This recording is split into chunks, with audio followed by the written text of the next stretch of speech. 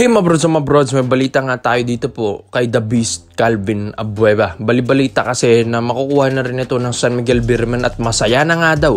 Ito pong si The Beast. Yes, may mga reports and rumors din tayo na mga pinopost nga din daw niya sa social media mga kabrods na mayroong trade na magaganap. Yes mga kabrods, makikita mo kasi dito na ito pong si Abueva ay alam natin na talagang nakitaan nila ng full potential dito sa Titan Ultra Gel Risers. Yes mga kabrods, kaya ang ganda dito para sa San Miguel Beerman ito pong si The Beast ay makukuha nila sa wakas. Ito nga pong SMB kasi nakamata na rin dito kay Abueva dati. Hinihintay na lang nilang mag-boost yung performance nito ni The Beast, maging maayos yung attitude nito, tapos doon nila kukunin.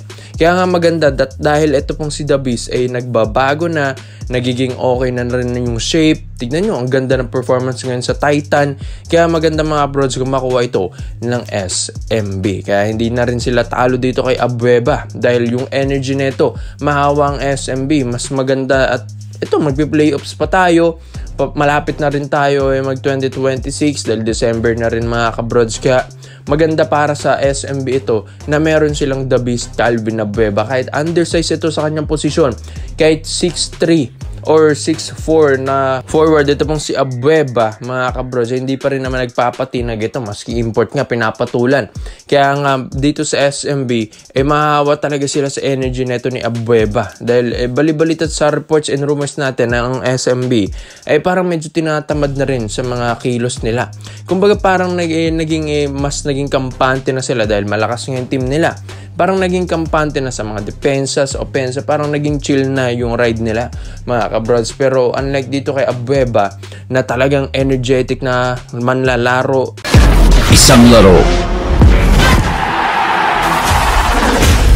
isang tama, isang tsansa, isang sandali, maranasan itong lahat. 1xBet. Talagang mind games kung maglaro. Dito mas mahawa ang SMB. Mas maganda kasi kung may hustle ka, kung mabilis ka sa mga reflexes mo, and kaysa naman sa mga nagre-relax na play lang, 'di ba mga kabrods? Kaya dito kay Abueva, gusto nga kunin ito ni Coach Leo Austria, mag-boost man lang. Ito pong SMB, magising man lang sila sa energy nila para nga makakuha yung kampiyonato ngayong 2025 to 2026 All Filipino Cup. Ang SMB kasi goal nila ito na makapag-champion ulit sila back to back ngayong All Filipino na ito mga kabrods. Kaya gusto nila makuha si Abueva. Kaya dun sa mga sinasabi ni Abueva sa mga post niya, sa mga social media post niya na may trade na magaganap, may talagang breaking news na magaganap, baka ito na nga yun. It's either Hinebra naman yan or SMB or siguro MVP team sa mapupunta ni The Beast Calvin Abueva. Sabi ni na ito pong Titan, hindi pala ito. Parang talagang competitive dito sa PBA. Parang sabi nila, parang ito ay nagiging farm team din na naman. Kaya nga mga kabrods, mahirap ito para sa Titan dahil diba, dapat nagpapakilala sila dito sa PBA. Pero bakit ganito mga kabrods na parang bibitawan pa nila yung mga superstars nila?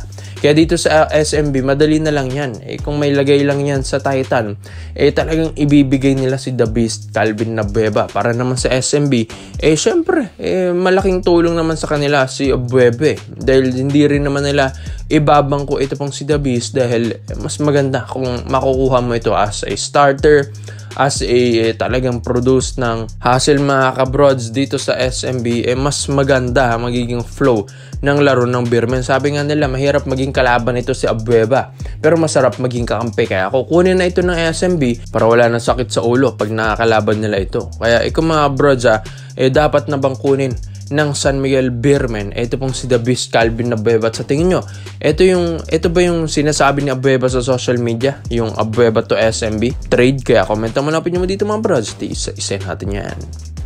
Sa kabilang balita naman natin mga brods, kilala nyo ba ito pong si Jabari Bird? Yes, ito na yung dating import ng Magnolia Chicken Templados Hot Shots na ngayon ay naglalaro sa Taipei Fubon Braves. Pero mga kabrods, napat-champion niya ito ngayong 2025 at siya pa yung tinanghal na Finals MVP. So doon pa lang makikita mo na talagang nag-improve ito pong former NBA player na ito mga kabrods, yes, ng Boston Celtics. Ito pong si Jabari Bird. Kaya nga may mga reports and rumors tayo na ito pala yung gustong kunin ng Barangay Nabra San Miguel na maging kapalitan ni Justin Brownlee, mga brods. Yes, alam din naman natin si Justin Brownlee bumalik na sa Gilas Pilipinas natin sa games against Guam. Talagang gumawa si Brownlee. Pero mga kabrod, sa mga iniinda niya ngayon, sa mga health problems niya mga kabrod, so dito na napag-iisipan ng Barangay Nabra San Miguel na magkaroon sila ng alternative import in case na ito pong si Brownlee ay nagkaroon ulit ng mga ganitong problema. Kaya nga ito pong si Jabari Bird, 6'6", import na ito from Boston Celtics dati, NBA season 2017 to 2019 mga kabrods, and ngayon ay nakapag-champion pa sa Taiwan. So maganda ang kanyang resume dahil talagang high profile ang import na ito. Siyempre nag-NBA ka kaya talagang magaling ka. Pero dito sa Hot Shots, tandaan nyo ba, isa rin ito sa mga talagang naging contender dati. Ito pong Hot Shots, napapasok niya rin sa finals round ang Hot Shots dahil talagang binuhat niya ito mga kabrods. Sadyang hindi lang sila nakagawa ng maayos dahil syempre walang katulong na locals. Ito pong si Jabari Bird, siya na lang siya ang kumakana dyan. Pero kapag ito naman ay dalin mo sa Barangay Nabra San Miguel, compare mo naman yung lineup ng Ginebra sa Hot Shots, syempre di hamak na mas maganda lineup ng Ginebra, mas lalo na. Tapos may Jabari Bird ka pa. Alam din naman natin si Brownlee, isa rin naman sa mga talagang consistent import ng Ginebra. Pero mga kabrods, 3 taon na rin hindi nag-champion ng Ginebra. Malay natin, baka ito na rin yung problema, yung import na mga kabrods. Dahil syempre nagkakaedad na si JB, kailangan na rin ng mga bata-batang player. Ito, bata-bat at prime pa ito ni Jabari Bird, yung edad niyang 31 years old. Yes, ang daming pahihirapan nito mga kabrods. Prime years ng isang manlalaro ito. Maski si Coach Tim Gun, sinabi na niya yan. Yes, mga kabrods, alam din naman natin si Jabari Bird, ang daming pwedeng magawa nito. Kayang lumaro sa ilalim. Magandang outside shooting. Magandang perimeter. Grabing athleticism nito sa laro. Kumbaga parang pang NBA player talagang laruan nito mga kabrods. Napaka-athletic. And yung fundamentals, yung skills din nito mga kabrods, talagang wala ka nang hihingilin pa. Dito rin sa Barangay Nabra kay Justin Brownlee, yes, alam din naman natin super scorer na si Brownlee. Yan din talaga tumatak sa Ginebra fans. Pero dito kay Jabari Bird, ang daming nagagawa na ito. Hustle, rebound, plays mga kabrods. Talagang nabubuhat niya yung kanyang kupunan. Yung Taiwan nga, napat-champion niya yung Taipei Pubon Braves.